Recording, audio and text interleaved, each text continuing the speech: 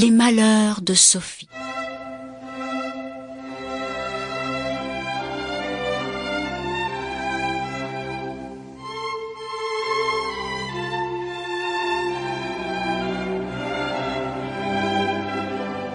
Ma bonne, s'écria un jour Sophie en accourant dans sa chambre. Venez vite ouvrir un paquet que papa m'a envoyé de Paris. Je crois que c'est une poupée de cire.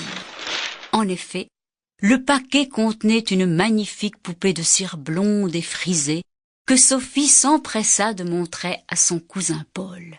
Regarde comme elle est jolie. Oui, mais fais bien attention de ne pas la casser, lui conseilla Paul, elle est fragile. Sophie haussa les épaules et ne voulut rien entendre. Le lendemain, apprenant que ses amies Camille et Madeleine devaient venir la voir, Sophie peigna et habilla sa poupée. Mais elle la trouva bien pâle et constata que ses pieds étaient glacés. « Je vais la mettre un peu au soleil pour qu'elle se réchauffe un peu, » se dit-elle en allant déposer sa poupée sur le bord de la fenêtre du salon. Hélas, le soleil était brûlant, et lorsque Sophie alla chercher sa poupée pour la montrer à ses amies Camille et Madeleine, la poupée était devenue aveugle. La cire ayant commencé à fondre, les yeux de la poupée s'étaient détachés et avaient roulé à l'intérieur de la tête. Sophie courut montrer la poupée défigurée à sa maman en pleurant à chaudes larmes. « Ne pleurez pas, ma chérie, je crois que je peux la réparer, » déclara Madame de Réan. Aussitôt, les enfants déshabillèrent la poupée. Madame de Réan prit des ciseaux, détacha la tête du corps, puis récupéra les yeux et les recolla avec un peu de cire fondue. Oh, miracle! La poupée était à nouveau comme neuve. « Merci, chère maman !» s'écria Sophie en sautant au cou de Madame de Réan. La poupée vécut très longtemps, bien soignée et bien aimée, jusqu'au jour où Sophie eut la mauvaise idée de la débarbouiller. Avec un linge humide, elle enleva toutes les couleurs de son visage. Sophie pleura beaucoup, mais la poupée resta toute pâle. Un autre jour, Sophie voulut friser les cheveux de sa poupée, mais le fer était si chaud qu'elle lui brûla les cheveux. Horreur! La poupée était devenue chauve. Puis, elle lui arracha un bras en voulant lui faire de la gymnastique. Et une autre fois, pensant qu'un bain de pieds lui ferait le plus grand bien, elle plongea les pieds de sa poupée dans une eau si chaude qu'ils fondirent aussitôt. Sophie pleura toutes les larmes de son corps, mais la poupée resta sans jambes. Un beau jour, la poupée tomba d'une branche où Sophie l'avait assise pour lui apprendre à grimper aux arbres et se cassa en 100 morceaux. Cette fois, Madame de Réan expliqua qu'on ne pouvait plus la réparer. Sophie ne pleura plus, mais invita Paul et ses amis à enterrer la poupée dans le parc. Après l'avoir déposée dans une petite tombe qu'ils creusèrent exprès dans le jardin de Sophie, les 4 enfants ratissèrent le sol bien proprement et plantèrent 2 lilas. Ainsi se termina l'histoire de la magnifique poupée de cire. Très coquette, Sophie aimait qu'on la trouve jolie. Mais ce qu'elle désirait par-dessus tout, c'était d'avoir les cheveux frisés. Hélas, ses cheveux blonds étaient raides comme des baguettes de tambour. Aussi, voilà ce qu'elle imagina pour réaliser son rêve. Une après-midi, qu'il pleuvait très fort et qu'il faisait très chaud, Sophie constata que la gouttière du château débordait. Se souvenant que les cheveux de son amie Camille de Fleurville frisaient encore plus quand ils étaient mouillés, elle pensa, si je mouillais les miens, se mettrait-il à boucler? Et voilà Sophie qui sort et met sa tête sous la gouttière. À sa grande joie, elle reçoit toute l'eau sur la tête, sur le cou, sur le bras, sur le dos. Lorsqu'elle fut bien trempée, elle se précipita dans le salon, s'essuya comme elle put avec son mouchoir et tomba nez à nez avec sa maman. « Voilà une belle idée que vous avez eue, Sophie !» s'écria Madame de Réan en éclatant de rire. « Si vous voyiez votre figure, vous vous moqueriez de vous-même comme je le fais maintenant. » Au même moment, Paul entra avec Monsieur de Réan, le père de Sophie. Tous deux restèrent quelques instants figés de stupéfaction, puis éclatèrent de rire à leur tour. « Ma pauvre Sophie, s'exclama Paul, va vite te sécher, te peigner et te changer, tu vas t'enrhumer. Allez dans votre chambre, mademoiselle, dit sa maman. Vous y dînerez seule, en guise de punition, et vous nous rejoindrez ensuite au salon. » Sophie, qui s'ennuyait dans sa chambre, avait entendu dire que pour faire épaissir et grandir les cheveux, il fallait les couper souvent. Elle pensa qu'il en était de même pour les sourcils, qu'elle rêvait d'avoir très fournis. Et la voilà qui se les coupe aussi court que possible. Mais, se regardant ensuite dans une glace, elle se trouva un visage si étrange qu'elle n'osa plus paraître au salon. Sa maman, ne la voyant pas venir, envoya son cousin Paul la chercher. L'apparition de Sophie arracha des cris à toute la famille. La pauvre petite fille, tête baissée, ne savait où se cacher et dut se résigner à subir les moqueries de ses parents.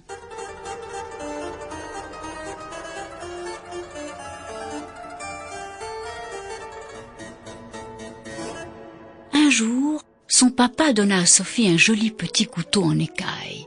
Tout excitée, elle voulut s'en servir pour jouer à la dinette et chercha ce qu'elle pourrait bien couper.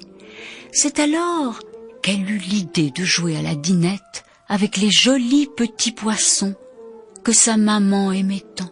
« Je vais les saler et les couper, pensa Sophie, cela fera un bon déjeuner. » Aussitôt dit, aussitôt fait.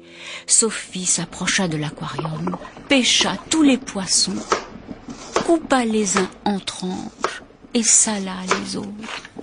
Soudain, Sophie réalisa, mais un peu tard, que les poissons ne bougeaient plus. Ils étaient morts. Sophie devint toute rouge et se mordit les lèvres. « Que va dire maman ?» se demanda-t-elle en se mordant cette fois la langue. Elle réfléchit un moment, mais ne trouva rien de mieux que d'aller les remettre dans leur eau en se disant que sa maman penserait qu'ils s'étaient battus entre eux. Hélas, rien ne se passa comme elle l'avait prévu. Madame de Réan soupçonna le domestique chargé de changer l'eau de l'aquarium d'avoir voulu s'éviter cette corvée en tuant les poissons. Très mécontente, elle déclara devant Sophie qu'elle le renverrait dès le lendemain. « Oh, maman !» s'écria Sophie affolée. « Que deviendra Simon et sa famille si vous le renvoyez? Je vous assure que ce n'est pas lui. »« Comment le savez-vous ?» s'étonna Madame de Réan. « Parce que c'est moi qui les ai tués, » avoua Sophie en se mettant à pleurer. Madame de Réan prit sa fille dans ses bras. « Ne pleurez plus, Sophie, car avouer ses fautes, c'est déjà se les faire pardonner. Néanmoins, n'oubliez jamais qu'il ne faut pas tuer inutilement les animaux. Vous leur avez fait du mal. » Sophie sécha ses larmes, remercia sa maman, mais resta toute la journée bien triste d'avoir causé la mort des petits poissons.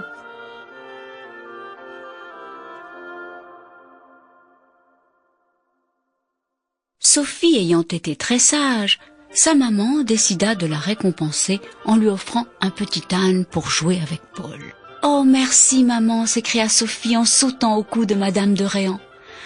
Paul était aussi ravi que sa cousine. Madame de Réan chargea donc un fermier d'aller acheter l'âne. Les enfants attendirent son retour avec impatience. Sophie ne tenait plus en place. Entendant enfin « hi-han » sonore au loin, Sophie et Paul partirent comme des flèches et, traversant le parc, furent bientôt arrivés à la barrière. « Comme il est mignon !» s'écria Paul en apercevant le fermier menant par un licou un âne superbe. « Tu ne trouves pas qu'il a l'air gentil ?» s'exclama Sophie. Le fermier proposa aux deux enfants de monter sans attendre sur le dos de l'âne. Sophie et Paul ne se le firent pas dire deux fois. Les premiers jours, Madame de Réan demanda à Élisa, la gouvernante, d'accompagner les enfants le temps de s'habituer à l'animal.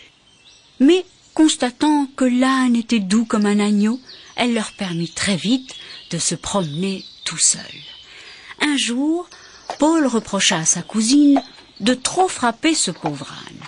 « Mais quand je ne le bats pas, il n'avance pas » bougonna Sophie. Et elle imagina, pour faire avancer l'âne plus vite, de fabriquer un éperon. Elle courut emprunter une grosse épingle à la cuisinière, la planta dans sa chaussure et piqua le pauvre animal tant et tant qu'il se mit à ruer, à sauter et finit par lancer Sophie à 10 pas. Voyant l'âne rentrer seul au château, Madame de Réan, très inquiète, partit à la recherche de sa fille, mais ne voulut jamais croire qu'un âne si doux était devenu si méchant tout à coup. Sophie eut beau mentir et prétendre qu'elle n'avait rien fait, sa maman découvrit l'aiguille, devina toute l'histoire et la priva de promenade à dos d'âne pendant 1 mois.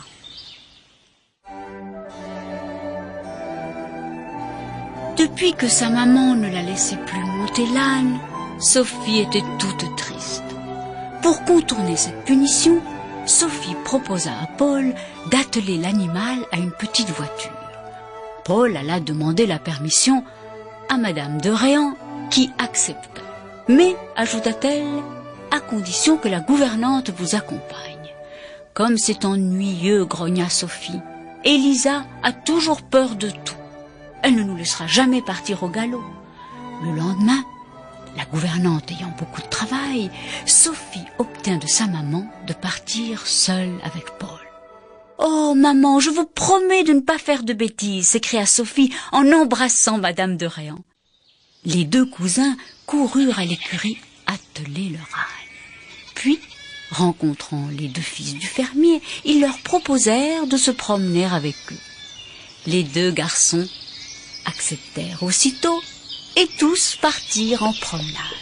Au bout d'un moment, l'âne, fatigué, refusa de continuer à trotter. Sophie eut beau se servir de son petit fouet et crier à tue-tête « Hue donc, hue !» L'âne avançait de plus en plus lentement. André, un des fils du fermier, cueillit alors une branche de houx garnie de piquants et suggéra à Sophie d'en fouetter l'âne. La pauvre bête prit le trot à contre-cœur. Sophie, elle, était ravie et frappa une fois encore, 2, 3 fois. L'âne prit enfin le galop. La voiture ne tarda pas à se renverser, projetant sur le sol les 4 enfants qui s'en tirèrent avec de simples écorchures et une grande frayeur. Quant au pauvre âne, affolé par les coups, il se précipita sur la route au moment même où la diligence arrivait au grand galop. Le cocher ne put arrêter ses chevaux, qui renversèrent l'âne et le piétinèrent, le tuant sur le coup.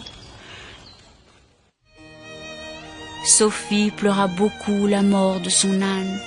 Elle se sentait si coupable, et Paul eut bien du mal à la consoler.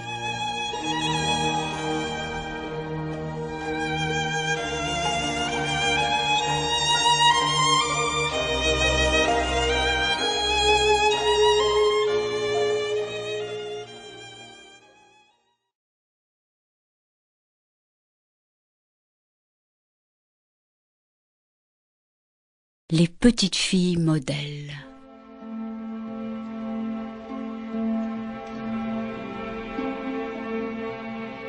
Entre Camille et Madeleine de Fleurville, 2 sœurs qui s'aimaient tendrement, jamais on n'entendait la moindre dispute, le moindre cri. Tantôt l'une, tantôt l'autre, cédait au désir exprimé par sa sœur. Un jour, ayant décidé de faire une longue promenade avec leur gouvernante Élisa, elles quittèrent la propriété de leurs parents pour suivre la grande route. Quelle ne fut pas alors leur frayeur de voir arriver une voiture attelée de 3 chevaux emballés que leur cocher ne maîtrisait plus. Lorsque la voiture passa devant elles, les 2 petites filles entendirent des cris des passagères, une dame et une petite fille qui appelaient au secours. Quelques dizaines de mètres plus loin, la voiture versa dans le fossé.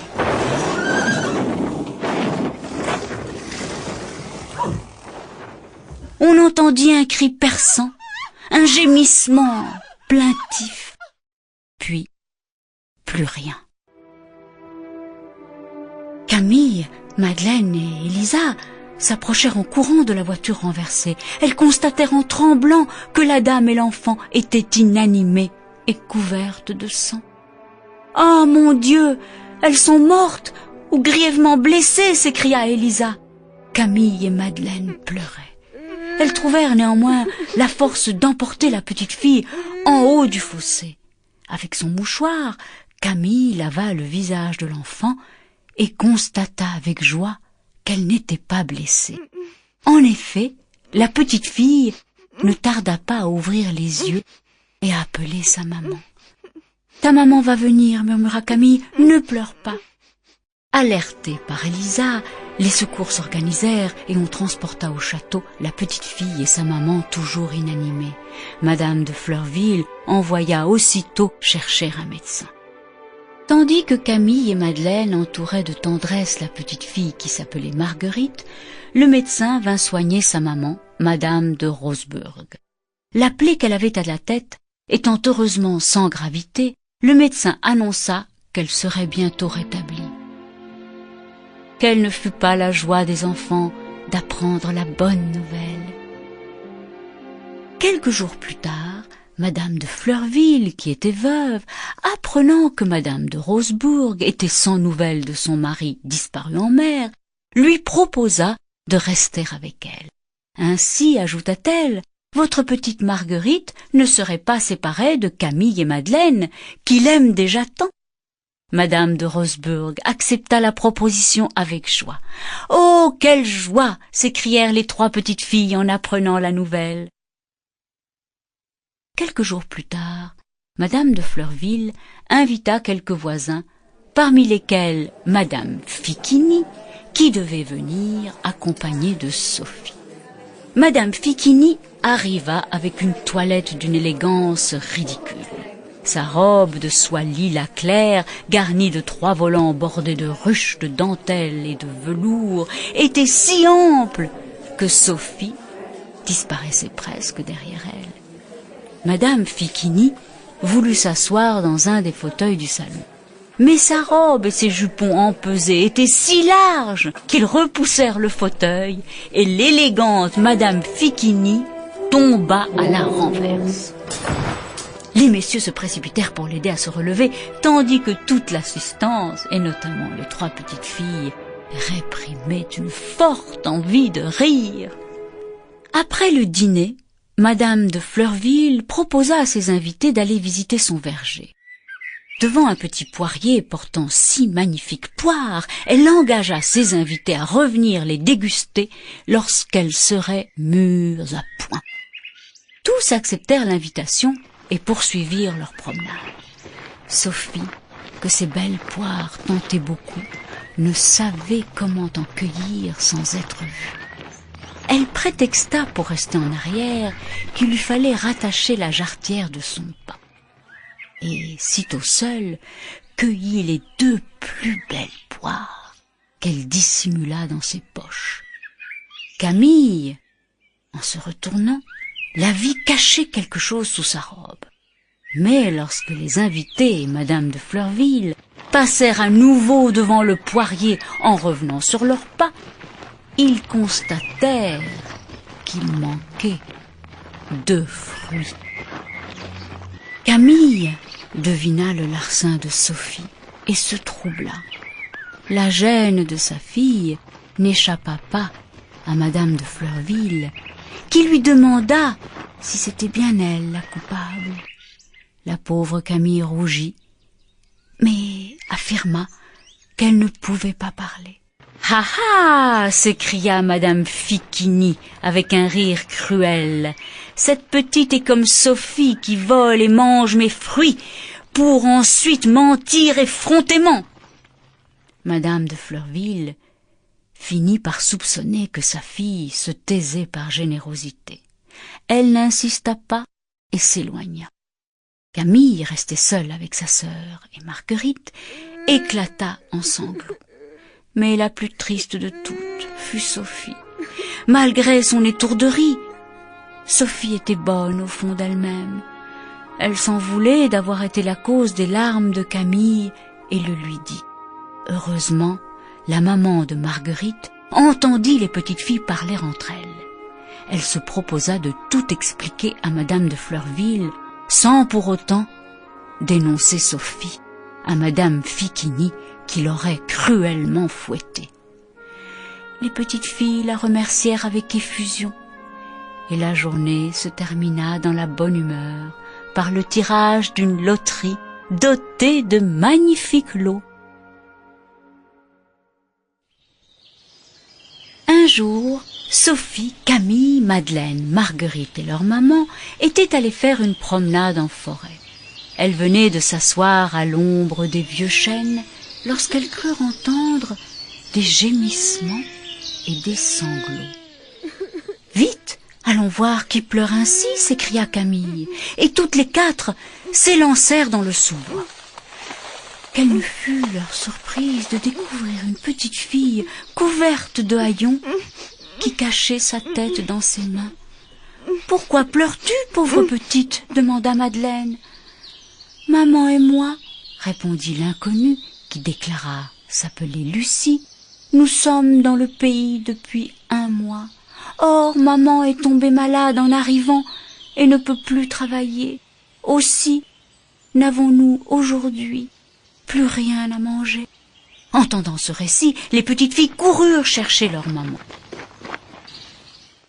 Quel ne fut l'étonnement de Madame de Rosebourg en découvrant que le papa de Lucie était marin sur le bateau commandé par Monsieur de Rosebourg et qui avait fait naufrage. « Vite !» s'écria-t-elle très émue, « conduis-moi auprès de ta maman, que je la console. » Le petit groupe arriva bientôt à une vieille hutte de bûcheron abandonnée. Une malheureuse femme, amaigrie par la maladie, attendait le retour de la petite Lucie. Très émue par le sort de cette pauvre femme et de son enfant, Madame de Rosebourg s'occupa d'acheter une petite maison pour les abriter. Les petites filles et leur gouvernante, Elisa, se dépêchèrent de rassembler meubles, objets, vêtements pour leur protéger. Puis elles chargèrent le tout sur une charrette et gagnèrent la petite maison blanche, où Lucie et sa mère les accueillirent avec des larmes de joie. Quelques jours plus tard, Sophie voulut à son tour faire une bonne action. Elle proposa à Marguerite de l'accompagner pour venir en aide à une pauvre femme qui habitait une maison de l'autre côté de la forêt. « Oui, » s'écria Marguerite, « je vais demander à maman d'autoriser la gouvernante Elisa à venir avec nous. »« Non, non » protesta Sophie. « Allons-y sans le dire à personne. Tout le monde sera ensuite très étonné de constater que nous avons pu nous débrouiller toutes seules. » Marguerite accepta et les 2 petites filles s'engagèrent dans le sous-bois. Après avoir longtemps marché, elles finirent par s'inquiéter de ne point apercevoir de maison. « Je ne vois pas encore le bout de la forêt, et je suis bien fatiguée, » soupira Marguerite. « Et moi donc, gémit Sophie, mes pieds me font horriblement souffrir. » Les 2 petites filles durent bientôt se rendre à l'évidence. Elles s'étaient perdues. Après s'être longuement reposées, elles voulurent reprendre leur chemin. Hélas, le jour commençait à baisser. Elles marchèrent encore quelque temps, mais lorsque tout fut noir autour d'elles, elles durent se résigner à attendre le lendemain, au pied d'un arbre. Tout à coup, elles entendirent avec angoisse une bête marcher près d'elles. Marguerite, sentant un souffle chaud sur son cou, poussa un cri d'effroi, auquel Sophie répondit par un cri plus strident encore. Il y eut un bruit de branches cassées, et elles virent une bête énorme étalée dans la pénombre. « Un loup !» murmura Sophie terrorisée.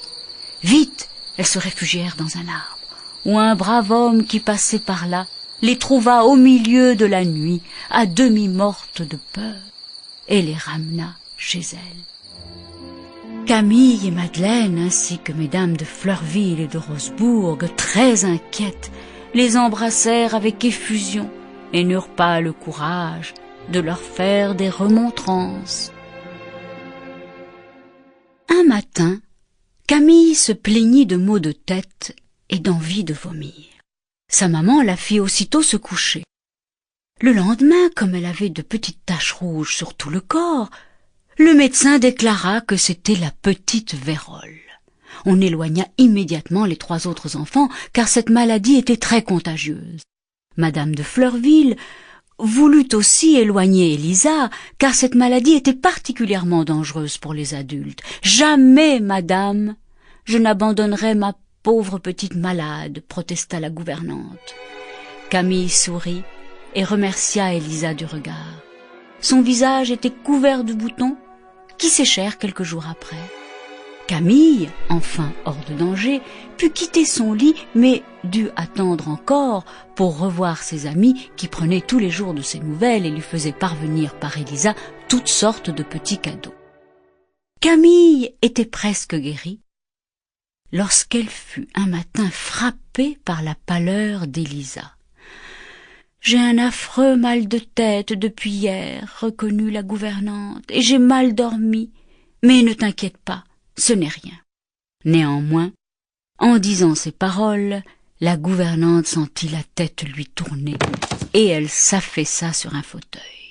Camille courut appeler sa maman, qui fit coucher la brave Élisa. Le médecin, aussitôt alerté, diagnostiqua la petite vérole que la gouvernante avait contractée en s'occupant de Camille. Cette dernière, tout émue d'apprendre qu'Élisa était tombée malade en la soignant, veilla à son tour sur elle pendant toute sa maladie. Plusieurs jours durant, on craignit pour la vie d'Élisa. Camille ne quitta pas son chevet et attendit pour aller rejouer avec Madeleine, Marguerite et Sophie que sa bonne gouvernante soit hors de danger.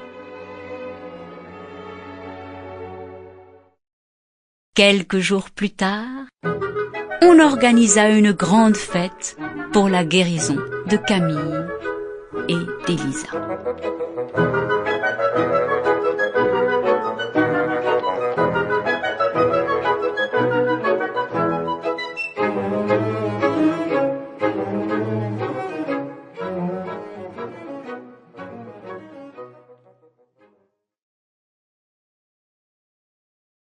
Les mémoires d'un âne.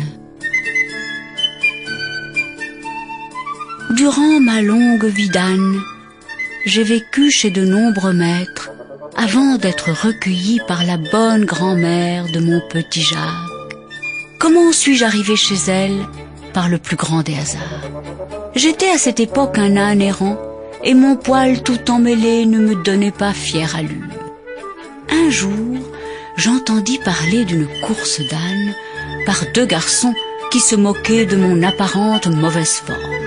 Piqué au vif par leurs propos, je m'arrangeai pour me faire engager dans la compétition par la mère Tranchée, une brave fermière du voisinage.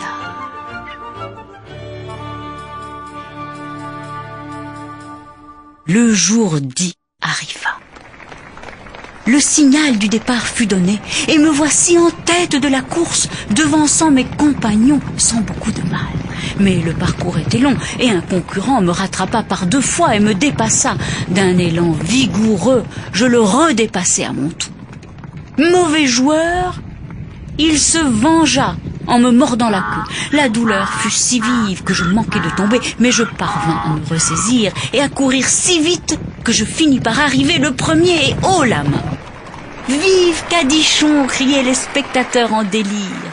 Très fier de ma performance, je m'approchai de la mère Tranchée au moment où elle reçut son trophée. Une magnifique montre en or et une coquette somme d'argent. Elle me gratifia, certes, d'une vague caresse et me promit une belle ration d'avoine. Mais, hélas, elle ne tarda pas à aller fêter sa bonne fortune avec ses amis et à m'oublier complètement au milieu d'un pré.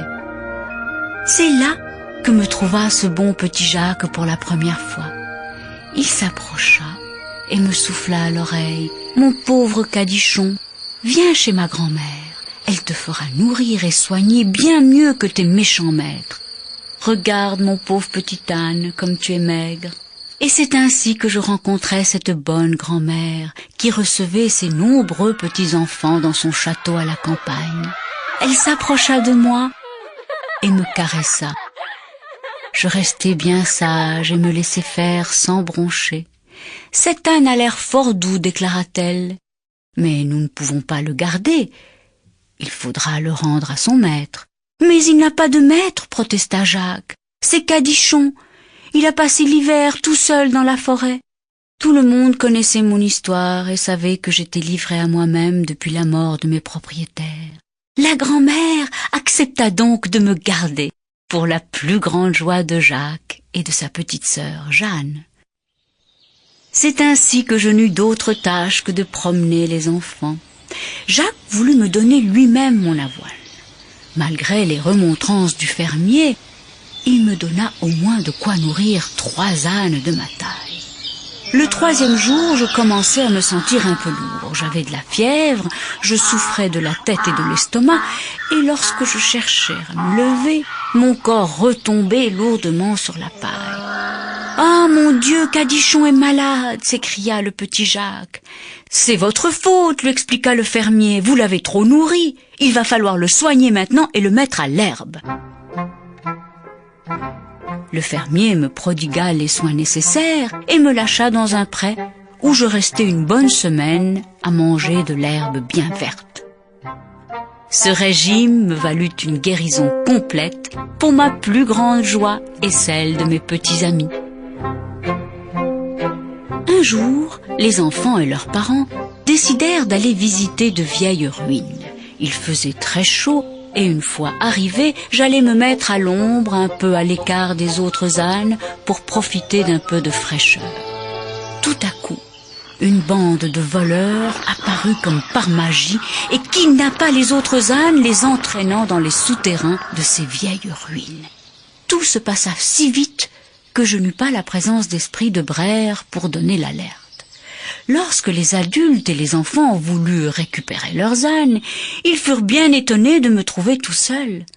Ils ne tardèrent pas à comprendre que les autres bêtes avaient été volées, et je regrettai vivement de ne pouvoir leur expliquer que mes pauvres amis étaient là, tout près. Une fois rentrés au château, ils appelèrent les gendarmes. L'officier, connaissant ma réputation d'intelligence, proposa de m'emmener pour les guider dans leurs recherches. « Emmenez-le avec vous, dit la grand-mère, mais ne le fatiguez pas trop, il a déjà beaucoup marché. » Durant le trajet, j'eus une brillante idée. À peine arrivé au pied des ruines, je me mettrais à Brère à tue-tête pour alerter les ânes prisonniers des voleurs. C'est ce que je fis aussitôt arrivé, et mes pauvres compagnons me répondirent à qui mieux.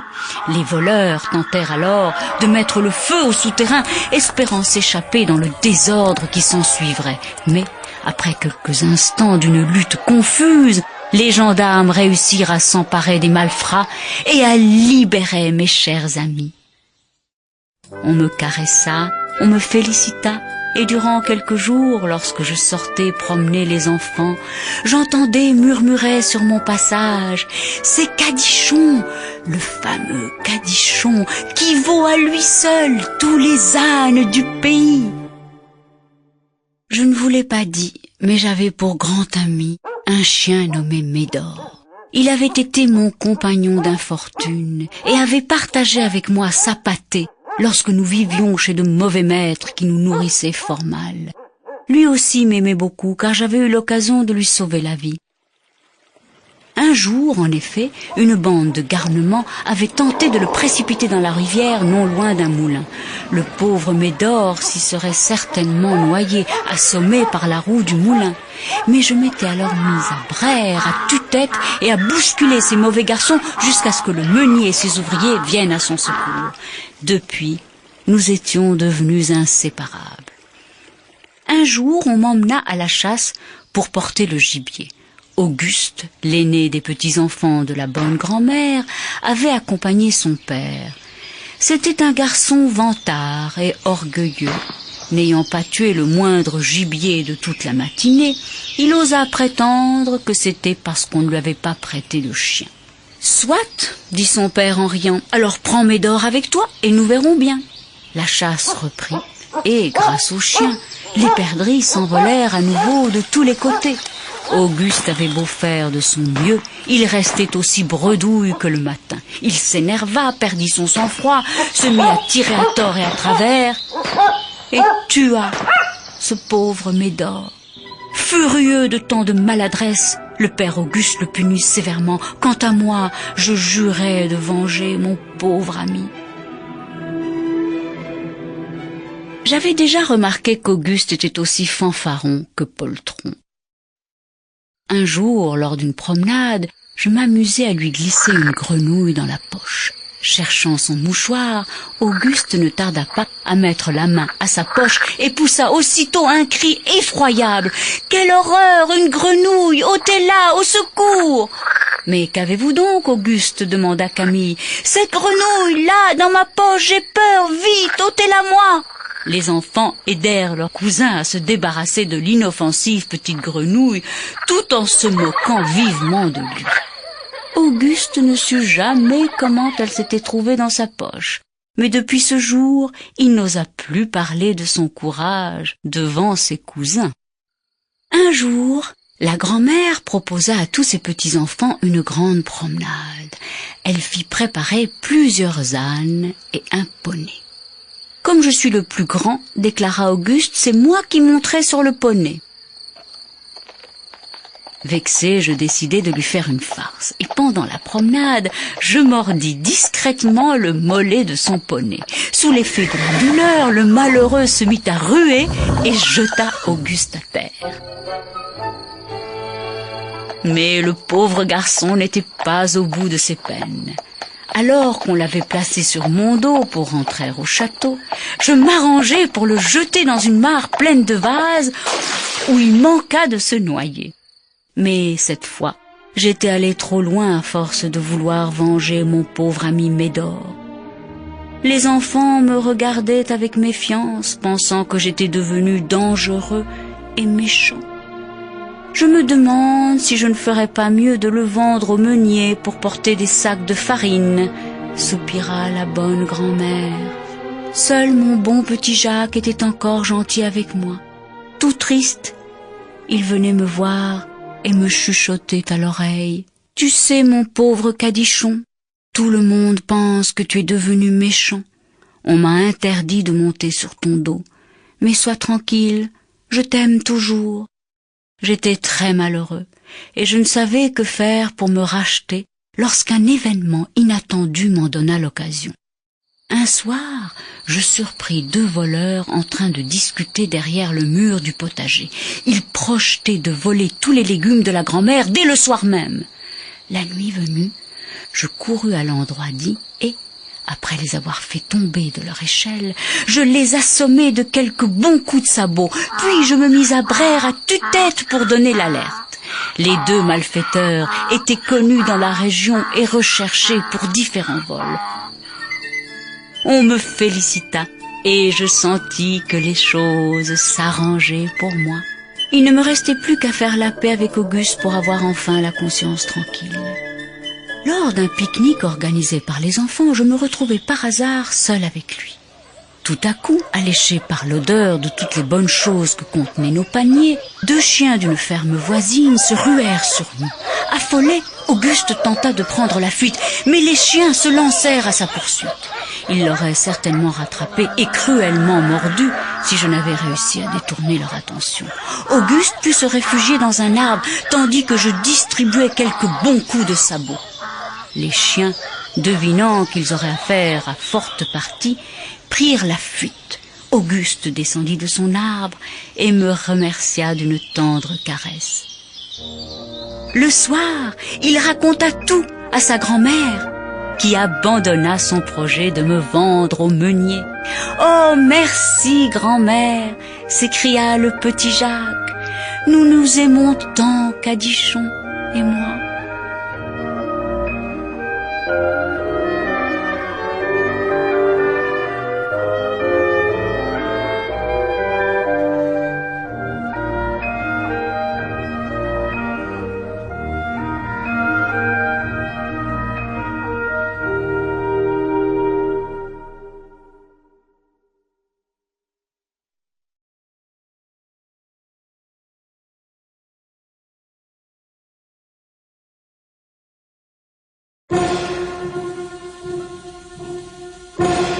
le général Dourakine.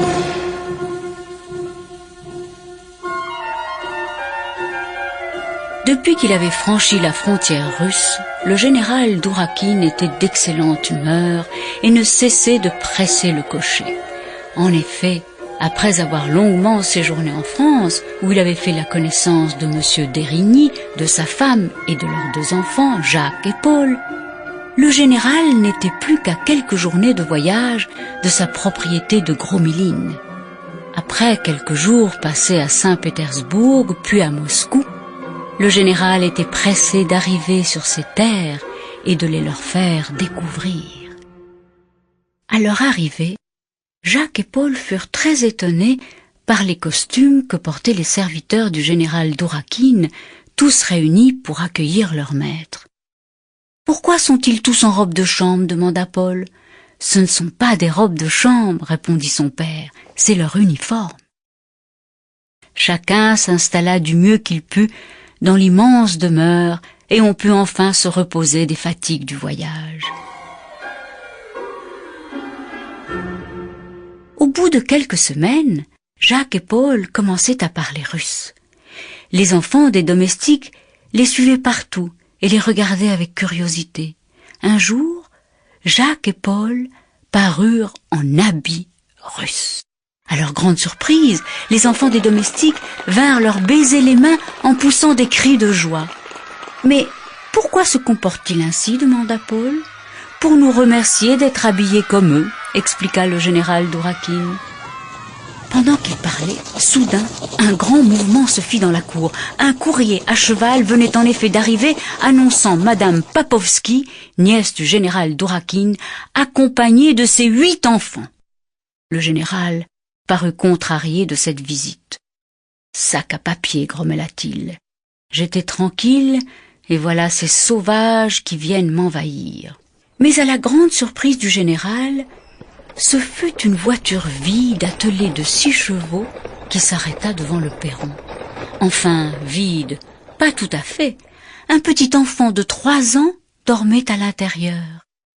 Craignant le pire, le général allait faire envoyer des gens à la rencontre de l'enfant lorsqu'une berline pénétra à toute allure dans la cour.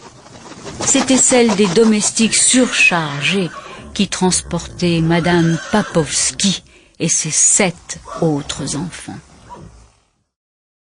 La nièce du général expliqua qu'elle était descendue de voiture pour se reposer et marcher un peu, lorsqu'un de ses enfants avait eu la malencontreuse idée de fouetter les chevaux qui étaient partis au grand galop, les abandonnant en chemin. Madame Papovski, qui était fort méchante, menaça de fouetter ses enfants si dorénavant ils ne se tenaient pas tranquilles. « Sac à papier » gronda le général. « Si j'apprends ma nièce que vous faites fouetter vos enfants sous mon toit, je vous témoignerai mon mécontentement. » Madame Papovski, qui rêvait d'hériter de la fortune de son oncle, regardait d'un très mauvais œil ces Dérigny qui jouissaient des faveurs du général comte Dourakine. Quant à ses enfants, tout leur était bon pour tourmenter Jacques et Paul. Un jour, le général se mit très en colère. « Petit gredin, petit scélérat, si j'apprends que l'un d'entre vous a maltraité mes petits amis Jacques et Paul, vous aurez affaire à moi, et si votre mère s'avise de les toucher, je la ferai fouetter jusqu'à ce qu'elle n'ait plus de peau sur les os. »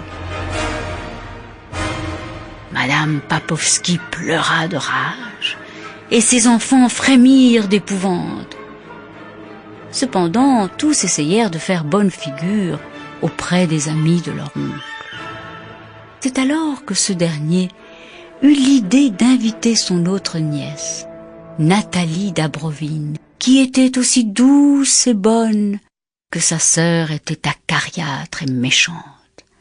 Le général fit aménager des appartements par Dérigny et sa femme dans le plus grand secret. En voyant arriver sa sœur Nathalie d'Abrovine, accompagnée de ses 3 enfants, Alexandre, Michel et Natacha, l'intrigante Madame Papovski eut bien du mal à dissimuler sa fureur. « Ah, l'héritage » pensa-t-elle en regagnant ses appartements. 600 000 roubles de revenus, et ce domaine superbe. Mon oncle ne me les lèguera jamais. Il va tout donner à cette odieuse Nathalie, qui joue la désolée et la pauvre pour l'apitoyer. Tandis que madame Papovski cherchait par quels moyens elle pourrait ruiner l'excellente réputation dont sa sœur paraissait bénéficier auprès de leur oncle, Jacques et Paul devenaient bons amis de la douce Natacha, d'Alexandre et de Michel. Autant les petits Papovski étaient des enfants sournois et méchants, autant les Dabrovine étaient bons et enjoués. Un jour, les Dabrovine n'hésitèrent pas à se battre avec leur cousin qui tourmentait Paul. Le général, averti de cette dispute, se fâcha tout rouge et menaça de renvoyer tous les Papovski chez eux. Quelques jours plus tard, le petit Jacques partit à la recherche de son frère Paul et le trouva à la lisière d'un petit bois, parlant avec un homme qui paraissait bien mal en point. « Qui êtes-vous, monsieur ?» demanda Jacques, inquiet. « Je meurs de faim et de froid. Je n'ai rien mangé depuis avant-hier soir, » répondit l'étranger.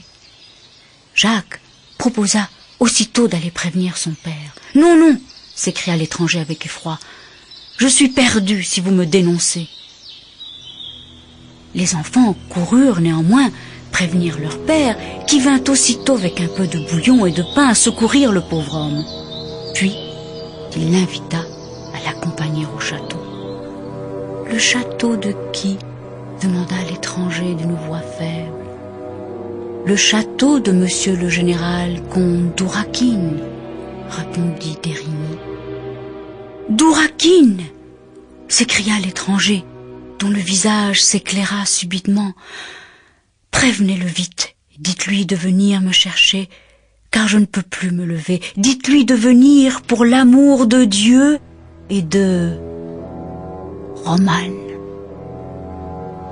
Lorsque Dérigny prononça le nom de Romane auprès du général, ce dernier se leva d'un bond et courut plutôt qu'il ne marcha vers le bois où gisait l'homme en détresse. Dès qu'il l'aperçut, il le souleva et le serra dans ses bras. « Prince Roman Parjarski, mon pauvre ami, vous... Mais quel changement, mais que vous est-il donc arrivé ? J'arrive de Sibérie, où je travaillais comme forçat. J'ai réussi à m'enfuir presque miraculeusement, soupira le prince. Mais on m'y renverra si jamais on me retrouve. » Le général d'Ourakine fit conduire en secret son ami dans ses appartements. Lorsqu'il fut reposé, le prince Roman expliqua qu'il avait été envoyé en Sibérie parce qu'on l'avait accusé à tort d'avoir, lui, un Polonais, conspiré contre la Russie. Le général d'Ourakine, ému aux larmes, décida de le cacher chez lui sans rien révéler de son identité à sa famille.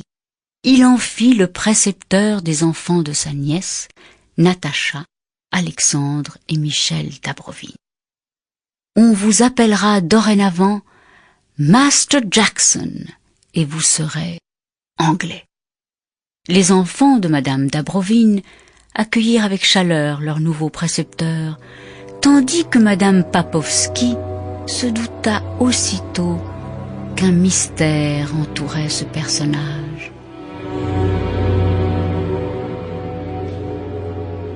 Quelque temps plus tard, alerté par Dérigny, le général comprit que madame Papovski n'hésiterait pas à le dénoncer si elle découvrait qu'il hébergeait un forçat évadé. Le général d'Ourakine resta quelque temps songeur, puis se décida brutalement. « Je vais laisser croire à ma nièce Papovski que je lui confie mon domaine pour aller voyager à l'étranger avec mon autre nièce Nathalie et ses enfants.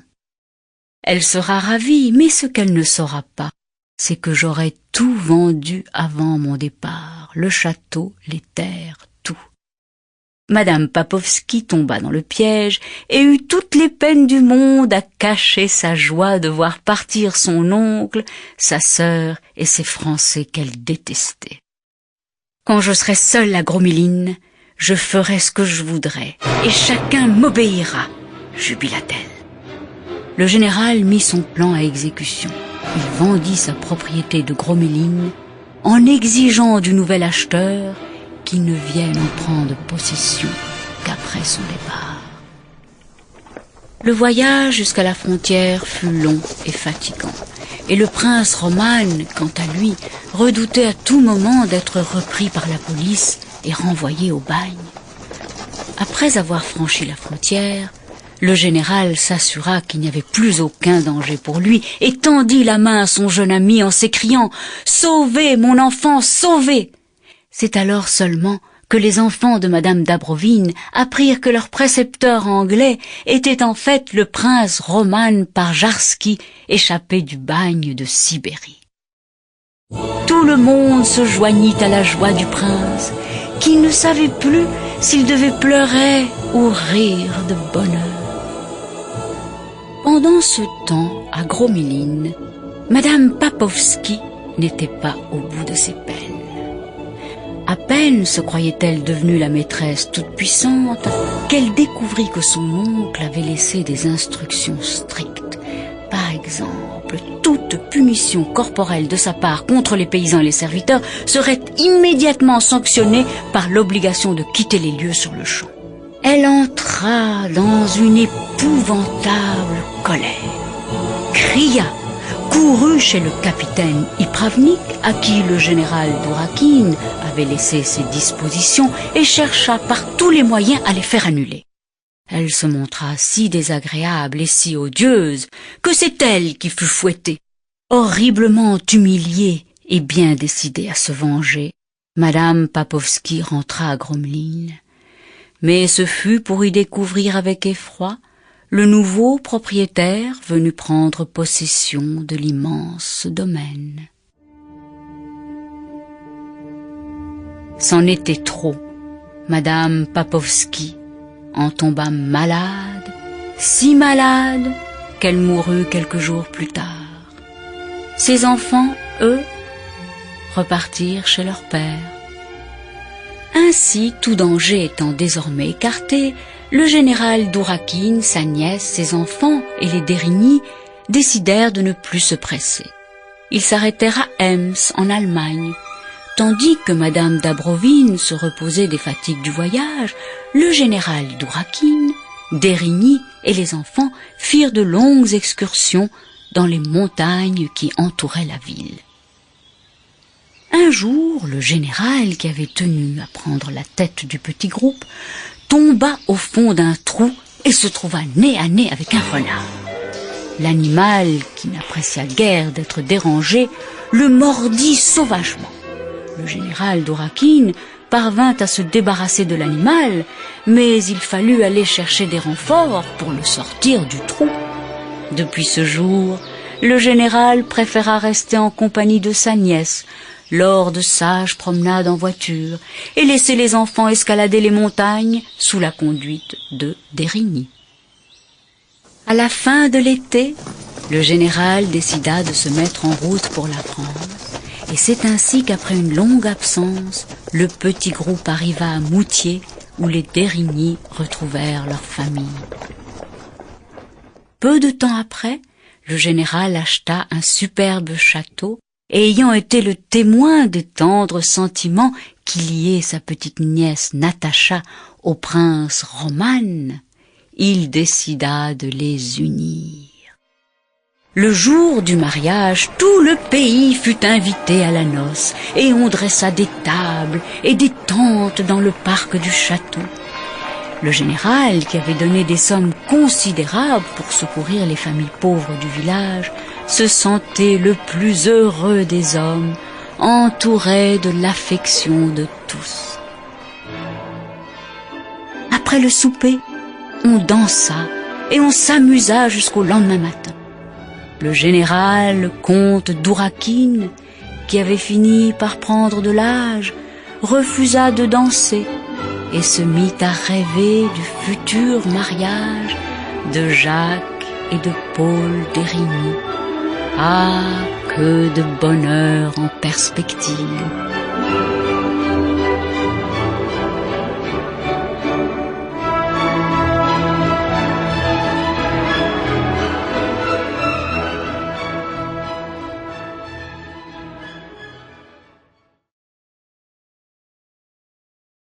Un bon petit diable.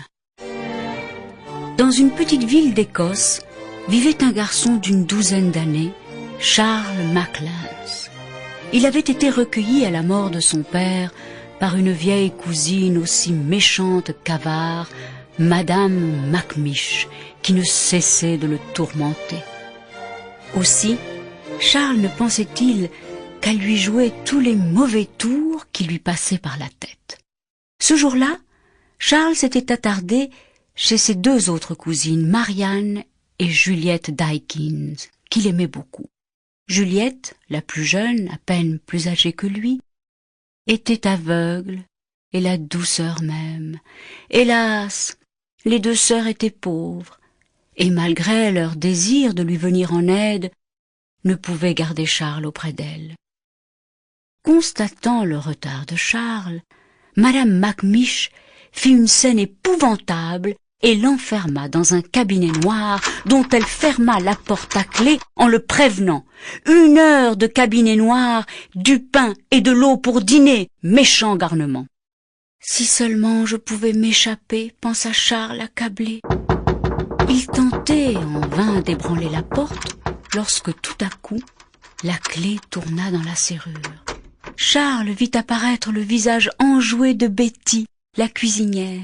« Je vais te laisser sortir, » déclara la brave Betty. « Mais promets-moi d'être sage et de revenir avant 3/4 d'heure. Je ne tiens pas à me faire disputer à mon tour. »« Promis » s'écria Charles en bondissant de joie. « Je vais aller voir Juliette, mais promis, jurai, je serai de retour à temps. » Évidemment, Charles n'était pas rentré à l'heure dite, et Betty fut contrainte de faire croire à sa maîtresse que les fées avaient dérobé la clé du cabinet noir. « Mon Dieu, que dis-tu là, Betty? C'est horrible, effroyable !» gémit Madame Macmish, qui était aussi superstitieuse qu'avare. Terrifiée, elle se réfugia dans sa chambre, ce qui permit à Charles de réintégrer le cabinet noir, d'où Betty fit semblant d'aller le délivrer. Un jour où Charles s'était à nouveau réfugié chez Marianne et Juliette, Madame Macmish envoya Betty le chercher.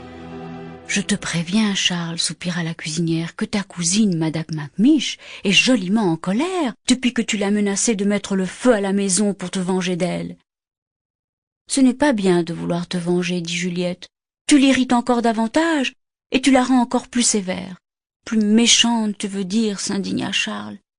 Mais je te promets, dorénavant, d'être sage et obéissant, pour te faire plaisir. » Et Charles tint sa promesse.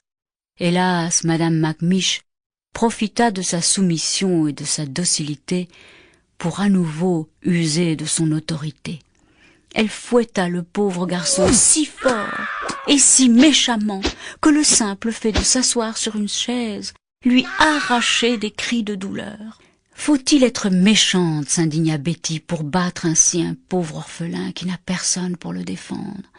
Et la brave Betty s'empressa de coudre 2 plaques de carton dans la doublure de la culotte de Charles pour le protéger des coups de fouet de son odieuse cousine. Mais celle-ci ne tarda pas à s'apercevoir du subterfuge et ordonna dorénavant à Charles de baisser sa culotte lorsqu'elle voulut le fouetter. Ce dernier eut alors une idée. Il découpa dans du papier 2 têtes de diable toutes noires et 2 langues toutes rouges qu'il se colla sur les 2 fesses. Aussi, lorsque Madame Macmish voulut à nouveau lui infliger son odieuse punition, elle tomba évanouie, persuadée d'avoir vu le diable lui tirer la langue. Charles en profita pour s'enfuir, et lorsque sa cousine reprit ses esprits, elle se mit à vociférer. « Il faut le chasser, ma bonne Betty, ce garçon est possédé.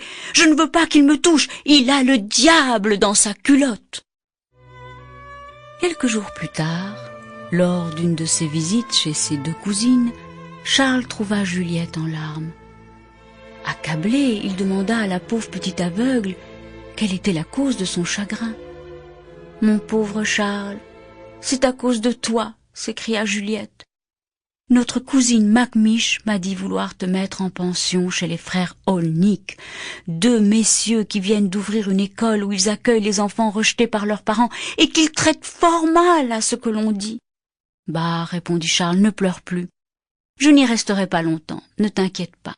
Avant 15 jours, je serai près de toi et je te soignerai comme avant, je te le promets. »« C'est impossible, mon pauvre Charles, soupira Juliette. »« Je les obligerai à me mettre à la porte, affirma Charles. Tu peux me croire, Juliette. » Durant les premiers jours qu'il passa chez les frères Olnick, hommes aussi méchants que désagréables, Charles recommanda à ses camarades de faire courir le bruit que des fantômes les réveillaient la nuit.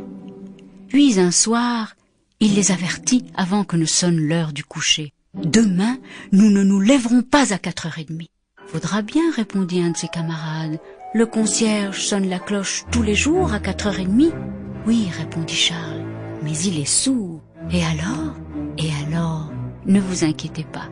Dormez sur vos 2 oreilles. Charles refusa d'en dire plus, et les enfants se couchèrent très intrigués. Charles veilla fort tard, puis, lorsqu'il vit que tout le monde dormait profondément, il se leva, alla ouvrir la fenêtre du couloir qui donnait sur la cloche, décrocha le battant et alla le cacher au fond d'un placard. Puis il se recoucha et s'endormit comme tous ses petits camarades. Le lendemain matin, à 4h30 moins 1 minute, le sonneur sourd était à son poste. Il empoigna la corde et carillonna comme à l'accoutumée, sans se douter qu'il ne produisait aucun son. 5h, 6h sonnèrent au clocher de l'église et personne ne se levait. Le concierge finit par s'inquiéter et monta dans le dortoir où tous les élèves dormaient à poings fermés et les surveillants également. Affolé, le concierge prit son courage à 2 mains et alla réveiller M. Olnick qui en tomba de son lit. Furieux, il accusa le concierge de n'avoir pas sonné le réveil. Le concierge eut beau protester de son innocence, M. Olnick refusa de le croire et le mit à l'amende. Les élèves étaient ravis d'avoir enfin bien dormi et les surveillants aussi. Charles, qui s'était arrangé pour remettre le battant en place, fit courir le bruit qu'il avait vu un fantôme noir se promener durant la nuit, tenant la cloche à la main. Mais le même incident se reproduisit à nouveau, et M. Olnick finit par se douter qu'un mauvais plaisant avait monté toute cette histoire. Aussi menaça-t-il de faire fouetter tous les élèves un à un si le coupable ne se dénonçait pas. Charles alla le trouver dans son bureau et lui tient le discours suivant. « Je connais le coupable, monsieur, mais promettez-moi de le chasser sans le faire fouetter pour autant. » Monsieur Olnick commença par refuser ce marché, puis finit par accepter et même par écrire sa promesse et la signer. Après avoir mis le document en lieu sûr, Charles revint pour déclarer « C'est moi qui ai démonté le battant de la cloche. » Quoique vert de rage, Monsieur Olnick fut bien obligé de tenir parole et de chasser Charles de son institution. Charles obtient du juge de paix d'aller vivre chez ses cousines Dykins. Mais, objecta le juge, tes cousines, Marianne et Juliette, ne sont pas riches. Elles n'auront pas de quoi t'héberger et te nourrir, mon garçon. Mais moi je suis riche, monsieur, s'écria Charles. Aussi, je leur cède tout ce que je possède. Le juge savait qu'avant de mourir, le père de Charles avait laissé une somme importante à Madame Macmish pour s'occuper de son fils. Bien évidemment, Madame Macmish le niait farouchement. Mais face aux preuves accumulées par le juge, elle fut bien obligée de rendre à Charles l'argent qui lui appartenait. Cela fut si douloureux pour la vieille avare qu'elle en tomba malade, perdit la raison et finit par en mourir. Charles, oubliant combien cette horrible femme l'avait fait souffrir, la soigna néanmoins avec un grand dévouement. À sa grande surprise, Charles hérita de madame Macmiche. Un peu abasourdi par cette annonce, Charles proposa à nouveau à Marianne et à Juliette de partager sa subite fortune. Les deux jeunes filles refusèrent, mais lui proposèrent de vivre avec lui. Quelque temps plus tard, Charles acheta une ferme et s'y installa avec ses cousines, sans oublier Betty, la cuisinière qui avait toujours été si bonne avec lui. Il décida même de la prendre à son service et de proposer à son mari Donald de s'occuper de la ferme, qui devint rapidement une des plus belles et des mieux cultivées de tout le pays. Les années passèrent et Charles devint un jeune homme dont le dévouement pour Juliette faisait l'admiration de tous. Certes, il avait toujours ce caractère emporté qui rappelait le petit diable qui aimait tant jouer des tours à tous ceux qui ne l'aimaient pas. Il lui arrivait même parfois de faire encore des bêtises, mais Juliette savait toujours l'amener à les regretter et à s'en excuser. Marianne, elle, avait grande envie de se marier avec le juge de paix, et incita Charles à se marier lui aussi, mais en vain. Le jeune homme refusait toutes les jeunes filles qu'on lui présentait, et toujours pour de bonnes raisons. La fille de l'architecte était prétentieuse, la nièce du curé était criarde, la sœur du maître d'école méchante avec les enfants. « Mon Dieu, que tu es difficile !» soupira un jour Juliette lors d'une promenade. « Mais si un jour je me mariais, tu resterais avec moi ?» demanda Charles. « Non, » finit par répondre Juliette. Charles décela dans la voix de la jeune aveugle une infinie tristesse. Quelques jours plus tard, Charles se disputa violemment avec Marianne. Lassée de ses perpétuels refus, elle décida de se marier sans plus se soucier du sort de son jeune cousin et de sa sœur. Mais une fois seule avec Charles, Juliette ne put retenir ses larmes. « Si ma sœur se marie, où irai-je » se demanda-t-elle à haute voix.